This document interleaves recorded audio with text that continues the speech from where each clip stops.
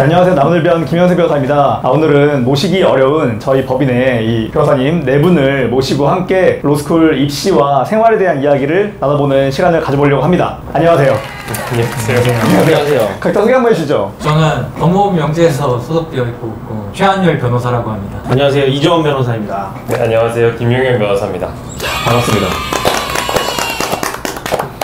오늘 갑작스럽게 좀 네 분을 모셨는데 PD님께서 주시는 질문에 맞춰가지고 저희들이 OX로 문답을 하면서 로스쿨 입시나 생활에 대한 이야기를 좀 해보려고 합니다. 네, 오늘 영상 재밌게 봐주시고 괜찮으셨다면 구독, 좋아요, 알림 설정까지 부탁드리겠습니다.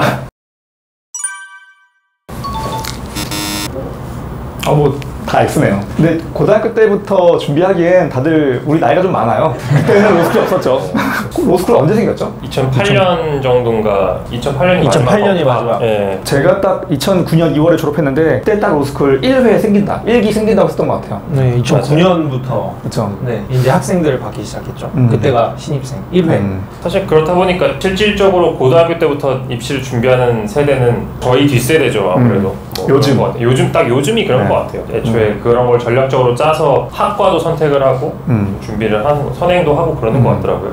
요즘 로스쿨 학생들 같은 경우는 정말 1학년 전부터 준비를 해서 오는데 저희들 같은 경우는 그런 세대는 아니었고 조금 변화의식이었던 것 같아요. 그렇죠. 그래도 학부가 법학 전공이었으면 원래부터 좀 변호사 쪽에, 법조계 쪽에 꿈을 가지고 있지 않으셨나요? 제가 법학 전공이었고 유일한 법학 전공이신 것 그쵸. 같아요. 역시. 로스쿨이 이제 제가 학교 다니는 중에 도입이 된 거죠. 그래서 저는 대학교 들어올 때 사법시험 준비를 목표로 하고 들어왔고 1학년은 다들 놀다시피 그때는 노는 시기였으니까 열심히 놀고 2학년 때부터 해야겠다라고 마음을 먹고 시작을 했는데 이제 로스쿨이 들어와서 약간 저는 벽동의 시대에 몸소 있었던 맞아. 학생입니다. 학부에서도 학부생이랑 로스쿨생이 같이 수업도 듣는 역강실에 로스쿨이 듣고 그랬던 거 다 겪었죠 저는. 진짜 혼란의 시기. 그리고 저는 아니었지만 진짜 그때 고민 많았을 것 같아요. 사실을 계속 할지 아니면 로스쿨로 갈아탈지. 저는 일단 사실을 선택을 했고요. 그 선택을 했던 거는 거의 뭐 배수의 진이라고 해야 되나. 학점도 이제 그때는 사법시험 준비해서 합격하면 학점이 의미가 별로 없었던 상관없으니까. 시대였기 때문에 1학년 때는 동아리활동도 하고 열심히 놀았습니다. 그래서 로스쿨을 갈 수가 없기도 했을 뿐더러 사법시험을 준비를 끝까지 했죠. 그래도 결국은 갈아타신 거잖아요. 그것도 되게 사연이 슬픕니다. 이게. 슬픈가요? 계속 슬픈데? 네, 슬픈 이별이 있나? 이런 얘기를 제가 진지하게 들여본 적은 없었는데 군대 끌려갔죠. 솔직히. 나이가 되셔서. 나이가 차서 시험 도전을 하다가 남자들이면 공감할 수밖에 없는. 그렇죠. 군대 가서 이제 제대한 후에 학점을 다시 갈아엎었죠. 그래서 학부 생활을 10년 가까이 했습니다. 제가. 학점 갈아엎는 거 쉽지가 않은데 저도 뭐 경험이 있습니다. 저도 갑자기 진로를 바꿔서 법을 해야겠다, 로스쿨에 가야겠다라고 생각하다 보니까 학점이 별로인 거예요. 그래서 학점을 갈아엎느라 좀 고생을 많이 했죠, 저도. 근데 두 분 전공 뭐였죠?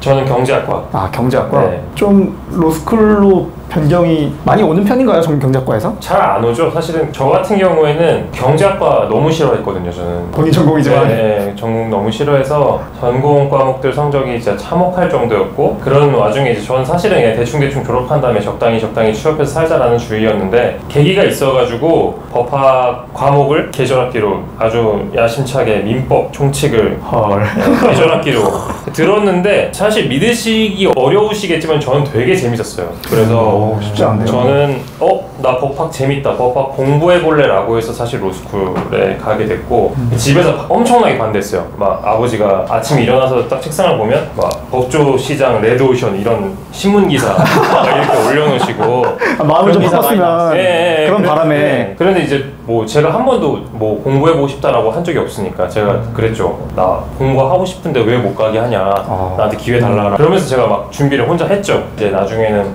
한번 네가 해봐라 라고 해서 하게 됐던. 네, 뭐. 자발적으로. 그쵸. 근데 뭐 아시다시피 재밌는 것과 잘하는 건 달라서 엄청나게 고생 많이 했고요. 그래도 보기 드물게 법학이 재밌었다는 이름이. 지금도 재밌습니다. 어렵지만 잘 못합니다. 멋있네요. 사실 저 같은 경우는 학부에서 정치외교학을 전공했는데 이정원 변호사님도 외교학 하셨잖아요. 저도 외교, 국제정치. 국제정치. 법학 전혀 관계도 없었고 관심도 없었고. 맞아요. 졸업하고 전 심지어 직장 생활도 하고 그래서 그랬었나요? 네, 유학도 준비하고 있었고 그래서 사실 법학 과목은 전혀 관심이 없어서 공부를 안 하다가 이제 주변에서 여러 이유 때문에 좀 유학을 말리시는 멘토분들이 많이 계셨어요. 네, 그냥 그럼 그때 그 유학도 그러면 전공 살려서 외교학과로 유학 네네, 가려고? 외교학과 아니면 그냥 사실 미국 로스쿨을 갈까도 생각을 했었는데 여러모로 이제 많은 계획을 세우고 있다가 그 이제 뭐 이미 그때도 나이가 어느 정도 있었으니까 30 초반으로 주변의 멘토분들이 진지하게 제 미래를 걱정해 주시면서 어차피 미국 가서 지금 고생할 필요 없다. 한국에서 로스쿨 제도가 그때 막 이제 서서히 안착되고 있는 시기였으니까 이제 3, 4년 차로 로스쿨을 가게 되면 어쨌든 이후의 진로나 이런 것들이 그 한국에서 자리 잡기도 당연히 좋고 뭐 여러 가지 계획을 세우는데도 굉장히 도움이 많이 될 거여서 추천해 주시는 멘토분들이 많았어요. 그래서 일단 한번 시험을 보게 됐죠. 시험을 보고 나서 지원을 하다 보니까 이 길이 은근히 또 재밌을 것 같다는 생각이 많이 들고 또 적성에도 맞을 것 같아서 좀 지원을 해서 이렇게 로스쿨로 가게 된 거죠. 근데 그래도 원래부터 미국 로스쿨을 생각했다는 거는 그래도 좀 법에 대한 관심이나 좀 있었네요. 멋있어 보여서. 네, 제가 아주 간지. 네, 간지. 간지. 야, 이제 포기할 수 없죠. 이 미국에서 변호사로 살면 뭔가 꿀리는 거 없이 잘 살 수 있겠다. 멋있어 보인다. 간지가 나겠다. 네, 간지가 난다. 뭐 그런 여러 가지 이유 때문에 네, 이렇게 생각을 했었는데, 그러니까 그런 면에서는 변호사에 관심이 많았던 거죠, 사실. 아, 그러네요. 네, 법학 자체보다는. 법학 공부보다는 네네. 그 결과에 대한 관심. 그렇죠. 우리가 은근히 서로의 과거를 잘 몰랐네요. 직장 생활했다는 건 몰랐어요. 그렇죠. 저랑은 약간 비슷하면서 다르네요. 저 같은 경우는 정치외교학과 전공을 하긴 했는데 저는 원래 NGO 쪽에 관심 많아가지고 NGO 활동을 좀 하다가 NGO에 항상 계시는 변호사님들이 계세요. NGO 오셔가지고 이것저것 도와주시는 분들이 있는데 그분들이 되게 멋있었어요. 아, 이거 NGO에서 활동하시는 분들보다 이 변호사님들이 훨씬 더 역할이 크구나. 되게 뭐 많은 걸 하시는구나. 그러면서 그분이 좀 권해주더라고요. 너 한번 사실 한번 봐라. 근데 저는 그때 법학 전공이 아니었기 때문에 사실을 보기에는 너무나 갈 길이 먼 거예요. 그 학점 언제 따며. 맞아. 그래가지고 그때 고민하다가 그럼 로스쿨 해서 좀 진로를 변경하게 된 거죠. 저도 그래서 그때 변호사님께서 변호사라는 길을 보내주신 걸 되게 감사하게 생각하고 있습니다. 질문이 뭐였죠? 우리가 처음에 이런저런 이야기 너무 많이. 유학은 고등학교 때부터 계획했냐. 설계됐냐. 설계됐냐. 그러네요. 이런저런 이야기 많이 했네요. 그 질문에서 사실 핵심은 그거 아닌가요? 이제 저희도 뒤늦게 진로를 이제 로스쿨로 가고 변호사로서 이렇게 법률가로서의 진로를 선택했지만 미리 고등학교 때부터 그 계획을 세운 사람과 아닌 사람의 가장 큰 차이는 대학교 학점이 아닐까 그렇죠. 싶은데요. 그렇죠. 네. 그리고 사실 요즘은 그 애초에 로스쿨을 생각하고 학과들이 신설이 돼서 예를 들어서 막 인재학부? 뭐 이런 것들이 있다고 네, 들었어요. 뭐 자유전공 네, 자유전공 중에서, 같은 네. 것처럼 인재학부라는 게 있어서 들어가면 이제 트랙이 있는 거예요. 회계사 트랙, 로스쿨 트랙 이렇게 있어서 그냥 그거대로 관리해주면서 학점은 이제 자기가 따라가야 되는 약간 학교 그런 차원에서도 게 반을 이렇게 네 구성해서 맞아요. 예, 해준다고. 트랙해서 뭐 이제 멘토 멘티도 만들어주고 뭐 그 학교 출신의 변호사들 뭐 이렇게 멘토 멘티를 해주기도 하고 저도 그래서 교수님이 연락 오시는 분 계세요. 와서 좀 얘기 좀 해달라고 그래서 제가 가서 그냥 얘기한다고 그러지 말라고. 아니 법학이 재밌으셨다면서. 아니 뭐 법학은 재밌죠. 변호사는 재밌지 않아요. 관심과 이상의 계획. 그렇죠. 항상 같을 순 없죠. 그렇죠. 네. 그러면은 약간 대학교에서 대놓고 이런 전문 자격증을 딸 수 있도록 입시 학원화해서 쫙쫙 키워주고 있는 거네요. 그런 게 좀 있는 걸로 알고 있어요. 아마 그런 걸 노리고 준비하는 고등학교 학생도 있지 않을까. 뭐 예전에는 이제 뭐 예를 들어서 뭐 변호사 이러면 나중에 법학과 가서 사법고시 준비해야지라는 게 어떤 통용되는 어떤 루트였다면 지금은 로스쿨 입시라는 게 딱 벌써 잡혀 있으니까 대학 입시, 로스쿨 입시, 입시의 연속인 거잖아요. 그러니까 고등학교 때부터 이미 그거를 바라보고 그러니까 쭉 가는. 점점 심해지는 게 사실 문과 나와서 할 수 있는 그런 분야가 많지 않은 것 같아요. 그렇죠. 네. 신조어도 많죠. 막 문송합니다부터 시작해서 슬프네요. 문과라서 슬픈 그런. 네. 네. 네, 그런 게 결국 로스쿨 인기가 좀 이어지는 것 같아요. 답해야 되나요? 꼭. 네. 지금은 이래야 되지 않을까. 그냥 우리 얘기니까. 저희는 네. 그러니까 아까 말씀드렸다시피 저희 때는 뭐 사법 시험을 준비하든 다른 걸 하든 이렇게 하다가 진로를 이제 변경해서 오는 사람들이 많았던 반면에 지금은 애초에 시작부터 그걸 바라보고 가기 때문에 학점 관리가 엄청나요. 그래서 맞아. 이게 뭐 경쟁력이 있기 위해서가 아니라 뒤처지지 않기 위해서 일정 학점 이상을 따는 게 맞는 것 같아요. 네, 이게 되게 인플레이션 심하다고 들었어요. 그렇죠. 네. 막 3점대 학점이 없다 그런 말도 들은 것 같아요. 저는 너무 슬프네요. 너무 슬프네요. 인간적이지 않아요. 네. 저희 이제 로스쿨 시절의 특징은 그때 학생들이 이제 뭐 100명이 있다고 하면 66%를 그래도 사법고시를 경험한 그쵸. 그 학생들을 뽑았던 시절이기 때문에 그렇죠. 이제 동기들 중에서 3분의 2는 사법고시 시험을 경험했던 그러니까 사실 사법고시 공부를 하면서 학점까지 같이 신경 쓴 학우들은 그렇게 많지 않았단 그렇죠. 말이에요. 쉽지가 않죠. 그래서 전체적으로 학점이 굉장히 낮은 편이긴 했죠. 그 중에 높은 친구들은 높았지만 네. 저는 5기인데 딱 입학했을 때 1학년 때 좀 친한 친구들끼리는 사실 좀 물어봤었어요. 야, 너는 몇 점이었냐? 너 뭐 리트 몇으로 들어왔냐? 이런 거 물어봤었는데 제가 파악해본 몇 명 중에서는 제가 제일 학점이 낮더라고요. 그래서 다들 진짜 대단하구나. 저는 막 4.5로 바꿔도 상황 안 되거든요. 이런 이야기를 하면 할수록 이제 로스쿨 입시를 지금 준비한 학생 입장에서 괴리가 좀 있을 수 있죠. 이 사람들 일찍 들어와가지고 진짜 꿀 빨았구나 그런 생각 수 있겠다. 하지만 준비는 열심히 했습니다. 네. 늦게 준비를 해서 그렇지 준비할 수 있는 만큼은 최선을 다해서 준비를 했습니다. 맞아요. 재수강도 열심히 하고. 이전 변호사님 로스쿨 어디 나오셨죠? 저는 한양대 로스쿨 5기로 졸업했습니다. 한양대 100명인가요, 정말? 네, 정원 100명입니다. 한양대 스쿨에 대한 어떤 이미지가 굉장히 좋죠. 한양대 아주 좋은 학교입니다.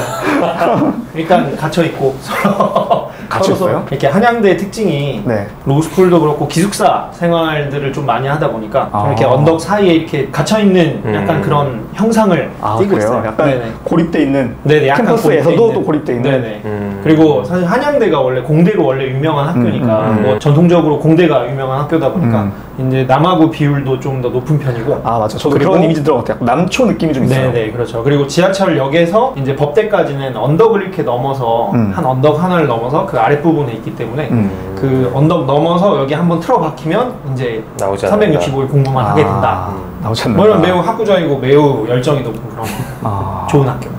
남초에 갇혀있다. 약간 느낌이. 로스쿨은 그래도 남녀 군대 섭작 같은 느낌이 좀. 사실 그런 면이 좀 있습니다. 네, 약간 군대 느낌이 있네요. 최현일 변호사님은 어디 나오셨죠? 저는 경희대 법전원 나왔습니다. 경희대 법전원. 캠퍼스가 아름다워. 왠지 좀 화사할 것 같은데. 화사한데 네. 화사한 거는 로스쿨 뒤편이 화사하고 다 그런 것 같아요. 보니까 저희 화사해서 더 슬프신 거 아니에요? 그쵸. 네. 거기를 다 로스쿨 봐야 생활들은. 되는데 그쵸. 그게 중간고사 기간입니다. 그 벚꽃 유명하고 맞아. 그래서 그 평화의 전당 그 뒤편에서 되게 이쁜데 거기를 가려면은 이제 중간고사 기간이어서 뭔가 감수하고 가야지. 그래서 또 잘 가보지는 못했고 경희도 축제도 유명하고 콘서트도 많이 하고 그렇죠. 학교도 워낙 평화의 예쁘고. 평화의 전당인가요, 거기가? 평화의 전당. 건물도 예쁘고. 뭐 행사하면 시끌시끌한데 행사하면 저희는 싫어하죠. 이제 화장실 맞아. 사용하러 가고 싶은 거. 맞아. 로스쿨마다 있죠. 주변에서 축제하고 뭐 이렇게 학과마다 파티하면은 민원 넣고. 그렇죠. 맞아. 레이저로 막 쏘더라고요. 막. 네. 열람실 창문에 레이저로 막 쏴요. 맞죠. 저 같은 경우는 그 연세대학교 로스쿨 나왔는데 법학관 위에 있는 독서실에서 거기서 공부를 하면서 축제 때 막 소녀시대 노래를 들었던 기억이 나요. 소녀시대 얘기하니까 갑자기 학번이 느껴요. 근데 이게 확실히 로스쿨 생활을 하면서 그 학교의 일반적인 사이클, 뭐 축제 이런 거랑은 같이 가지 않잖아요. 예. 되게 동떨어져 있고. 스쿨이 한 일주일 정도, 한 주 정도 빨라가지고 딱 축제하면서 시험 기간이고 끝나면은 또 다른 학부생들은 뭐 시험 또 보고 있고 또 교수님들의 큰 그림이. 경희대학교 로스쿨은 좀 분위기가 어땠어요? 한 단어로 요약할 수 있을 만한 분위기가 있나요? 한 단어 가족? 약간 거의 다 알아요. 서로? 서로? 60명? 네, 아. 60명 정도 되는 로스쿨이어서 졸업할 때 되면은 다 압니다. 그 60명이. 네. 그러면 60명이 함께 3년간 공부하는 거니까. 그쵸. 정말. 분반이 2개 정도로 나누는데 그러니까 뭐 1학년 같이 올라가고 수업도 뭐 거의 학급이네요, 학급. 예. 그래서 다 알고 열람실도 다 거기에 이제 가둬두니까 장단점이 있겠네요. 다 안다는 것은 좋은 것도 있지만 나쁜 것도 있고. 연세대 로스쿨 같은 경우는 뭐 지금은 좀 분위기가 바뀌었을 수 있는데 제가 입학했을 때까지만 하더라도 사랑의 연세 그런 말 좀 많이 썼어요. 사랑이 꼽힌다. 학교도 예쁘고. 네. 인원도 많았죠? 저희 120명. 네. 한 학년에 120명인데 근데 CC가 워낙 많아가지고 다들 뭐 한 여름방학 되기 전까지 막 곳곳에서 막 CC가 터진다 그랬어요. 여기서 팡팡 가지고 막 2학년이 터졌다가 관계가 터지기도 하잖아요. 그런 경우도 있죠. 그래서 1학기 이내에 터졌다가 터지는 관계도 있고요. 이제 학년 넘어가지고 막 1학년과 3학년이 막 터지기도 하고 그래서 막 "헉, 어떻게 만났대? 이러면서 막 다들 관심 가지기도 하고 막 곳곳에서 막 CC가 터지니까 그런 게 다 약간 관심사죠. 약간 그런 거 한 번 있으면은 야 누구랑 사귄대 그러면 대박 이러면서 막 그런 이야기들로 넘쳐나는 로스쿨의 유일한 재미죠. 사실. 가십거리. 아 그쵸. 유일하죠. 그쵸. 그거 말고는 사실 할 이야기가 없어. 저희도 뭐 120명이 계속 같이 있다 보니까 그런 식으로 뭐 연애 많았고 또 저희는 사랑의 연세 그런 게 있습니다. 한양대가 그러고 보니까 저희도 나름 로고 표어라고 해야 되나? 사랑의 실천. 사랑의 실천? 네. 근데 그래서 남초라면서요? 남초 아닙니다. 남자가 좀 더 많지만 그래서 오히려 더 커플들도 많았어요. 아 그래요? 네, 오히려 이제 좀 여하구가 조금 더 적으니까 네, 남하구들이 이제 그 안에서 이제 이루어질 사랑은 또 이루어지니까. 그쵸. 한 1년 지나고 2년 지나고 알고 보니까 막 20커플 생겨 있고. 100명 중 20커플? 아우, 네, 엄청 아름다웠어요. 많네요. 네. 와. 그 정도면 사랑의 연세 이상인 것 같은데. 이율로 보면 그럴 수도 있죠. 근데 이게 또 로스쿨이 거의 모든 학교들이 다 그렇지만 이제 열람실 이런 데서 고3처럼 갇혀서 3년을 보내잖아요. 그쵸, 그러니까 그냥 365일 방학 이런 거 할 거 없이 같이 매일 밥 먹고 맞아. 맨날 같이 있다 보니까. 네, 맞아요. 서로 너무 네. 잘 알고 그러다가 격사가 뭐야? 그러다가 막 정분 나죠. 좋은 일이죠 사실. 그렇죠. 네, 아주 좋은 일. 지금 김영 변호사님께서는 어디에 나오셨죠? 저는 한국외국어대학교 로스쿨 나왔고요. 저희도 이제 50명이라서 가족처럼 지내는. 그러니까, 네. 가족 안에서 커플들은 몇이나 있어요? 그러니까 사실 약간 대환장 파티예요. 근데 이제 커플 생기는 건데 아시겠지만 50명을 틀어박아 놓고 사실 극한의 상황으로 막 이렇게 밀어붙이는 거잖아요. 어려우니까 그 밑바닥을 보이는 사람들이 보여요. 근데 이 사람들이 사실 이제 나와서 생활하면 사실 아무렇지도 않은데 그 안에서 이제 뭐 틀어박혀서 공부 엄청 힘들게 하면서 막 관계 간에 뭐 미묘한 갈등도 생기고 하니까 막 그 사람 대체 왜 그러지 싶은 것들이 막 일어나서 막 갈등도 생기고 그랬던 것 같아요. 그래서 때로는 피곤하기도 하고 그런 것들이 오히려 약간 대형 로스쿨을 보면서 좀 서로 모르고 지내는 것도 괜찮겠다 약간 이런 생각을 하기도 했어요.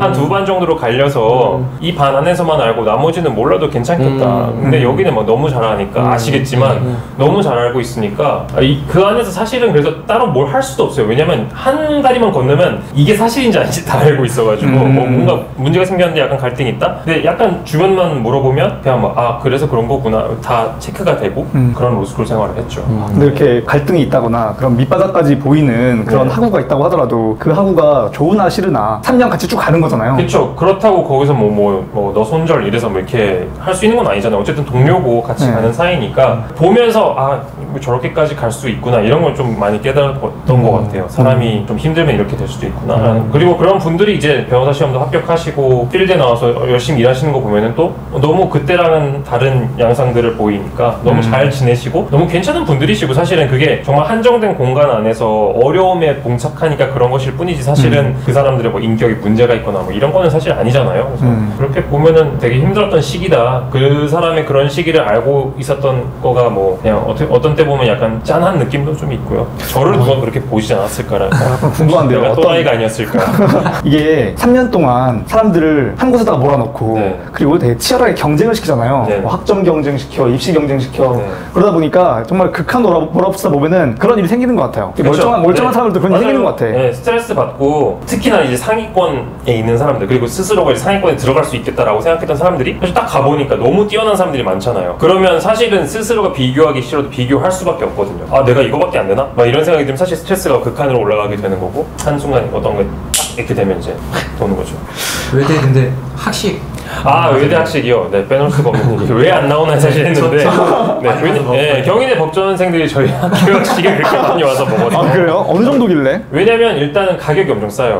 한 메뉴가 뭐 1,600원, 2,100원 이렇게. 그래서 뭔데요? 그냥 일반 뭐 돈가스 정식 이렇게 나오는데 1,600원이라고? 네, 그래서 이제 식욕이 좋은 이제 형님들은 가서 그냥 5,000원 내고 2개 메뉴 다 시켜서 다 드시고 나오세요. 그래서 예전에 준이 형의 뱀 거기도 나와가지고 샌드위치 먹고 막 봤어. 왔으면 봤어요. 준이의 맛있다 이렇게 표현을 하셨었죠. 국립대 수준인데요, 그러면? 네, 엄청 싸요. 근데 그게 학교 측에서 약간 손해를 감수하고 직영한다고 알고 있어요. 업체를 끼고 하는 게. 그래서 업체를 끼고 하고 있던 기숙사 식당이 망하고 학교에서 직영하는 식당이 그냥 살아남아서 그냥 잘 운영되고 있는. 그래서 중간중간에 이제 너무 경희대생들이 많이 온다. 이런 이제 통제하는 거 할수록 아닐까? 적자일 텐데. 그러니까 있었는데 그래서 경희대생 출입 금지. 중간에 그래서 실제로 학생 학생증을 찍어야 들어올 수 있게 잠깐 시스템을 바꾼 적도 있었는데 빌려가지고 오더라고요. 그러니까 왜냐면 빌린 분 같은데.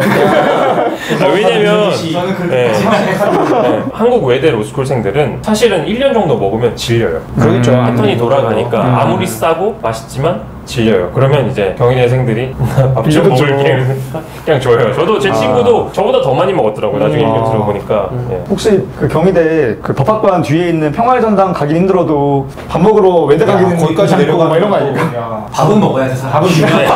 그리고 되게 가까워요. 근데 평화의 전당도 네. 가깝기는 합니다. 그 바로 언덕 뒤에 있는데 그 언덕이 엄청 가파라갖고 가기 그냥 숨이 좀 가파가지고. 벚꽃 구경보다는 네. 밥이 정말 그쵸. 밥이 우선이죠. 뭐 외대 로스쿨은 사실 특징은 작은 학교, 규모가 아주 아담합니다. 아담한 학교, 뿌띠 학교인데 그래서 후문에서 소리 지르면 정문에서 들리는. 예, 아니 이게 농담이 아니고 진짜로 후문에서 으아 소리 지르면 정문에서 들려요. 아, 진짜로? 네, 학교 크기 그렇게밖에 안 되고 중앙에 서서 한 바퀴 돌려보면 모든 학교 건물 다 보이고 심지어 이제 건대 호수에 들어간다라는 썰도 있었죠. 그렇죠, 그렇죠. 면적으로 따지면 그렇죠. 그래서 밥 먹으러 나갈 때 되게 쉽죠. 그 말 들은 것 같아요. 누가 막 잘 따져보면은 건대 호수에 안 들어간다는 말을 하는 게 약간 슬프더라고요. 그렇죠. 막 아니라고 막 아니라고 좀 크다고 계산해 보면 약간 크다고 막 하는데 약간 슬픈. 네, 아무튼 그래서 좀 학교 규모가 작아서 좋은 것들도 사실 있었어요. 식사하고 나갔다 들어올 때 시간적인 소모가 적어서. 근데 안 좋은 건 이제 아까 얘기했듯이 막 축제하고 이러면 다 들리고. 네, 막 버스킹을 해요 밤에 이 친구들이 또 음악적인 감성들이 있는 친구들이 외대 많잖아요. 유명하죠, 네, 그리고 외대가 공대가 없어요. 그러니까 반대로 어두운 계열이랑. 외대는 공대가 없어서 여자들이 많고 좀 이제 그런 분위기다 보니까 밤에 이 친구들 나와서 막 노래하고 축제 때 노래자랑하고 이러면 이제 교포들도 사실 좀 많이 입학하는 맞아요. 학교니까 네, 되게 맞아요. 자유분방할 외국분도 거예요. 많았습니다. 아 그렇구나. 네. 캠퍼스 문화 자체는 되게 저는 이제 학부는 딴 데 나왔는데 새로웠어요. 그런 캠퍼스 문화 그리고 좁으니까 뭐 오밀조밀하고 예, 그런 것들이 있어서 학생 식당이 비싸지만 다양하게 먹을 수 있는 게 연대 로스쿨 아니에요? 그렇죠. 그렇죠. 네. 네. 비싸지만 맛은 있었어요. 네, 꽤 굉장히 비싸요. 다양한 거 엄청 많던데요. 메뉴도. 네 맞아요. 식당도 괜찮고 되게 파스타 같은 메뉴가 괜찮았어요. 네. 그래서 정말 파스타 잘 만들고 그리고 종류도 다양하고 퀄리티가 높아요. 양도 진짜 많이 줘요. 그러니까요. 근데 이제 가격이 물론 바깥에서 먹는 것보다는 싸죠. 근데 한 5,900원, 6,000원 그쯤 되면은 뭐 밖에서 먹는 12,000원, 13,000원 정도 수준의 그런 파스타를 먹을 수 있었어요. 근데 이제 여기서 막 1,500원 얘기가 놀라는 거예요. 그렇죠. 6,000원이면 세 그릇 먹죠. 1,500원 너무한데? 약간 당황스럽네. 제가 맞습니다. 유난히 놀랐던 게 저는 학부가 이제 연대를 나왔으니까 5천, 6천원짜리 밥을 먹다가 맞아요. 저도 학부 연대 나왔는데 반갑네요. 외대 갔는데 너무 싼 거예요. 친구들이 이제 얘기해 맞아요. 거기에 싸다 하고 갔는데 그래서 완전 충격이었죠. 아 이게 만약에 내가 대학을 여기 나왔으면은 식비만 해도 엄청나게 맞아. 10년을 맞아. 학부를 했으니까 맞아. 그런 생각도 들고 그랬습니다. 학생한테 밥은 가장 중요한 것 같아요. 그럼요. 예, 무시할 수 없죠. 그리고 또 이게 로스쿨 생활, 저만 그랬나요? 로스쿨 생활 하다 보면은 약간 먹는 거 말고 낙이 없잖아요. 그렇죠. 예. 네. 남 연애 먹는 거. 먹으면서 남 연애한 얘기하면 진짜 완전 최고인 거잖아요. 네. 그렇죠. 좁은 데 갇혀 있으면 다 그렇게 되는 것 같아요. 진짜 오전에는 아, 점심 때 뭐 먹지 하는 생각하면서 공부하고. 그렇죠. 점심 먹고 들어오면서 저녁 때 아, 먹고 저녁 때뭐 먹지? 하면서 생각하면서 공부하고. 거의 뭐 그렇죠. 우리 때는 그 얘기 많이 했어요. 막 빨리 먹고 하자. 빨리 먹고 공부하자. 이러면서. 저희는 빠쏘 빠쏘 뭐요? 빠른 소주 아, 빠른 소주. 빠른 소주 뭔가요? 빠른 소주. 야. 공부 끝나고 빠쏘 하고 들어가서 자자. 아, 밤에 이제 밤에. 들어가기 퇴근 전. 네. 퇴근 밤에. 전. 예. 재빨리 마시고 바로 들어가서. 약간 여기서 나이가 느껴지지 않나요? 쏘라는 게, 빠르게 소주 한잔 하자는 게 약간. 일단 저희가 쓰는 이 줄임말들이 이미 약간 올드한 나이 많아서 로스쿨 가도 충분히 공부 따라갈 수 있습니다. 갑자기 급 전환. 용기를 주시고 아, 네. 다음 질문 넘어가는 네. 걸로.